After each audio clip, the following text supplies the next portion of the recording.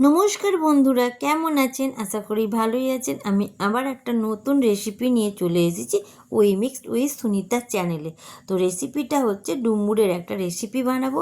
তো দেখো বন্ধুরা, আমি ডুমুর নিয়ে নিয়েছি। তো ডুমুরগুলো এত কচি, তো দেখতে পাচ্ছেন পুরো ভেতরটা সাদা ধবধবে কচি। আমি কেটে কেটে আপনাদেরকে দেখাচ্ছি। তো কচি ডুমুরই খুবই ভালো লাগে, পাকা ডুমুর খুব একটা ভালো লাগে না। তো আমি কচি কচি ডুমুরগুলো নিয়ে নিচ্ছি। এরই মধ্যে এই দেখো, এই বড় ডুমুরটা কচি কি পাকা জানি না, তো কাটার পরে দেখছি ভেতরটা দানা হয়ে গেছে। তো যাই হোক, আমি ডুমুরটাকে চারখাদি করে কেটে নিচ্ছি। এবার এই দানাগুলোকে বার করে ফেলবো। তো দেখো বন্ধুরা, আমি দানাগুলোকে বার করে নিচ্ছি। আর এই দেখো, আঙুলের ডাঙায় ডুমুরের দানা।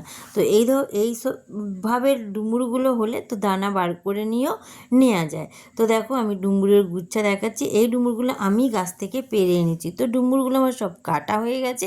এবার জলে দিয়ে দিয়েছি। দেখো, বাটিতে জল নিয়েছিলাম একটা। এদিকে যেই কটা ডুমুর দেখাচ্ছি, এগুলোকে ইঁকু ডুমুর বলে, মানে ভেতরটা লালচে। এই ডুমুরটা খাওয়া যায় না, মানে খাই না আমরা, তো এটা ফেলে দিতে হয়। তো আমরা ওই ডুমুর কটাকে ফেলে দেবো। আর এদিকে ডুমুর চার, এদিকে আমি একটা কুকার নিয়েছি, কুকারে জল নিয়ে নিয়েছি। আর আমি সেই কুকারের ভেতরে আমি এই যে ডুমুরটাকে ধুয়ে রেখেছিলাম, ডুমুরগুলোকে দিয়ে দিচ্ছি। তো ডুমুরটাকে আমি 4-5 বার ভালোভাবে জল পাল্টে পাল্টে ধুয়ে নিচ্ছি। নেবার পরে কুকারে যে ডুমুরটা দিয়েছি, তাতে এবার আমি জল দিয়ে দিলাম এই ডুমুরটা সেদ্ধ হওয়ার জন্য।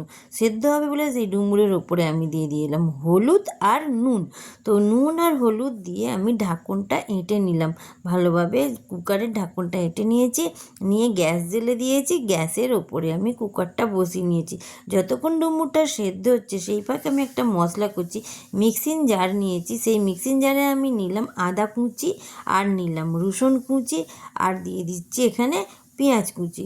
তো পেঁয়াজগুলোকে আমি লম্বা লম্বা করে কেটে নিয়েছি। যাই হোক, রাফলি কেটে নেবেন, কেন কি এটা বাটা হবে। তো আমি এই মশলাটা বেটে নিয়ে আসি। আর এদিকে আমি নিয়েছি নারকেল কুড়ে নিয়েছি। তো নারকেল কোড়াটা আর দেখাইনি, তো ডাইরেক্ট নারকেল কুড়ে নিয়ে এসে আপনাদেরকে দেখাচ্ছি। আর মিক্সিং বলেতে আমি নারকেল কুড়োগুলো দিয়ে দিলাম, কেন এটা পিষে নেবো, পিষে দুধ বার করে নেবো। তো যাই হোক, দুধ বার করে নিয়েছি। এদিকে আমি নিলাম একটা কড়া, গ্যাসে বসিয়ে দিয়েছি। কড়াটা গরম হয়ে গেছে। তো গরম হয়ে যাওয়ার সাথে আমি তেল দিচ্ছি। তো এই রান্নাটা পুরোটাই আমি সাদা তেলে করব। তো আমি এতে পরিমাণ মতন তেল দিয়ে দিলাম বন্ধুরা। তো যতটা তেল লাগবে সেই হিসেবে আপনারা তেলটা নেবেন। তাই পরিমাণ মতো তেল দিয়ে দিলাম। আর এই দেখো, আমি হাত দিয়ে দেখছি তেলটা গরম হয়েছে কি। তো তেলটা আমার গরম হয়ে গেছে। তাতে আমি ফোড়ন দিচ্ছি, দালচিনি, লবঙ্গ দিলাম।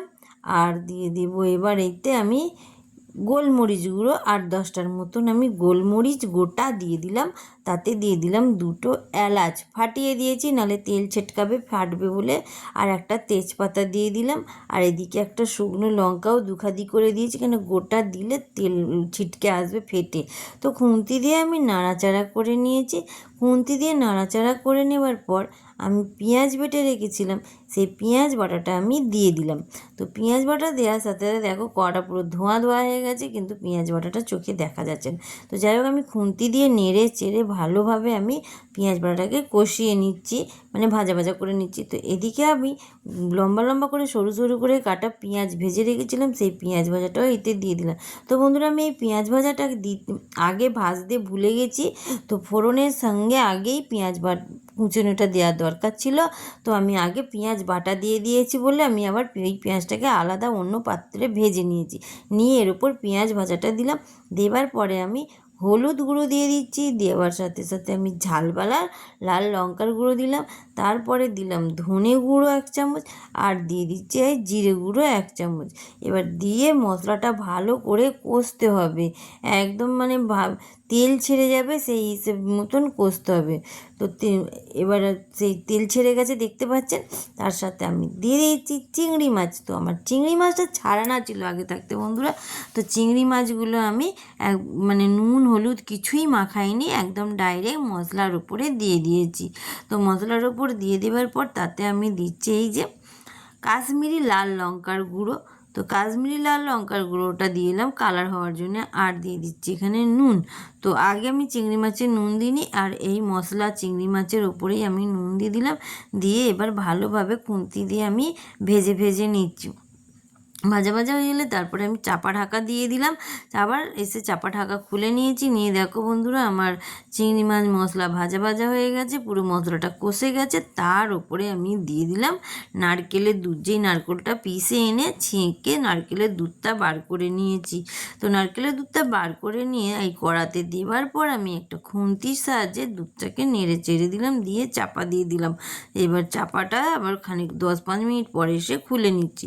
নেবার পর দেখো টকবক করে ফুটছে কি সুন্দর, আমি খুন্তির সাহায্যে এবার ঘেঁটে দিচ্ছি। তো বন্ধুরা আমার এই ভিডিওটা ভালো লাগলে লাইক, শেয়ার, কমেন্ট আর সাবস্ক্রাইব করবেন বন্ধুরা।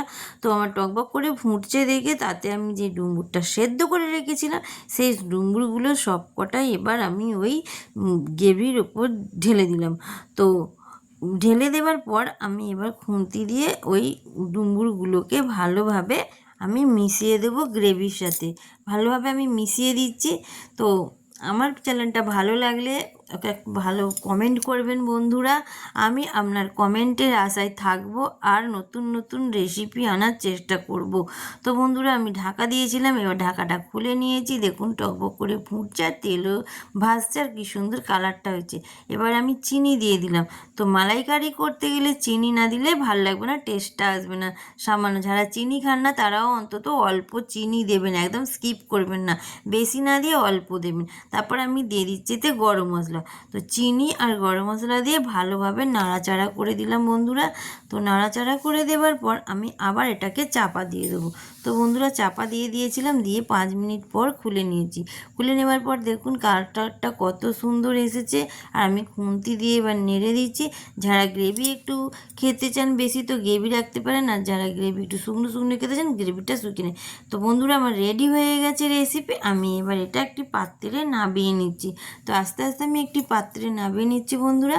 তো আমার এই রেসিপিটা কেমন লাগলো বন্ধুরা বলুন। এই রেসিপিটার নাম হচ্ছে ডুমুরের মালাইকারি। তো এই ডুমুরের মালাইকারি কেমন লাগলো বন্ধুরা কমেন্ট করে জানাবেন, আমি আপনাদের কমেন্টের আশায় থাকবো। টাটা।